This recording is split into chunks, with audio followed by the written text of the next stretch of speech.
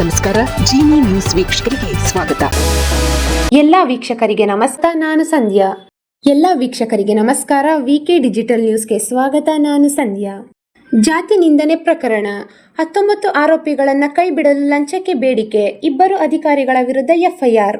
The ನಟ ದ್ವಾರಕೀಶ್ ಸೊಸೆ ದಾಖಲಿಸಿದ್ದ atrocity ಪ್ರಕರಣದಲ್ಲಿ ಜಾತಿ ನಿಂದನೆ ಪ್ರಕರಣ ಮಹತ್ವದ ಬೆಳವಣಿಗೆ ಕಂಡುಬಂದಿದೆ. ಆರೋಪಿಗಳನ್ನ ಪ್ರಕರಣದಿಂದ ಕೈಬಿಡಲು ತಲಾ 50,000 ರು ಲಂಚಕ್ಕೆ ಬೇಡಿಕೆ ಇಟ್ಟ ಆರೋಪದ ಮೇಲೆ 2 ಅಧಿಕಾರಿಗಳ ವಿರುದ್ಧ ಎಫ್ಐಆರ್ ದಾಖಲಾಗಿದೆ.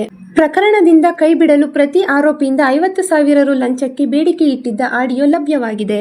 ಈ ಬೆನ್ನಲ್ಲೇ ಡಿಸಿಆರ್ಇ ಡಿವೈಎಸ್ಪಿ ಮತ್ತು ಪೊಲೀಸ್ ಕಾನ್ಸ್ಟೇಬಲ್ ವಿರುದ್ಧ ಎಫ್ಐಆರ್ ದಾಖಲಾಗಿದೆ.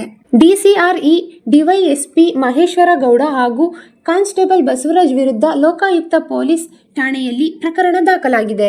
ಇದೇ ವರ್ಷ ಫೆಬ್ರವರಿಯಲ್ಲಿ ರಾಜರಾಜೇಶ್ವರಿ ನಗರ ಪೊಲೀಸ್ ಠಾಣೆಯಲ್ಲಿ ಸುಕನ್ಯಾ ಹಾಗೂ ಅವರ ಕುಟುಂಬ ಮತ್ತು ಸ್ನೇಹಿತರು ಸೇರಿ ಒಟ್ಟು 19 ಮಂದಿಯ ವಿರುದ್ಧ ಅಟ್ರಾಸಿಟಿ ಕೇಸ್ ದಾಖಲಾಗಿತ್ತು.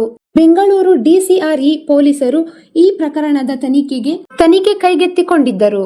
ಆದರೆ ಆರೋಪಿಗಳನ್ನ ಕೈಬಿಡಲು ತಲಾ 50,000 ರುನಂತೆ 19 ಆರೋಪಿಗಳಿಂದ 9.50 ಲಕ್ಷ ರು ಲಂಚಕ್ಕೆ ಬೇಡಿಕೆ ಇಟ್ಟಿದ್ದರು ಎಂದು ಆರೋಪಿಸಲಾಗಿದೆ.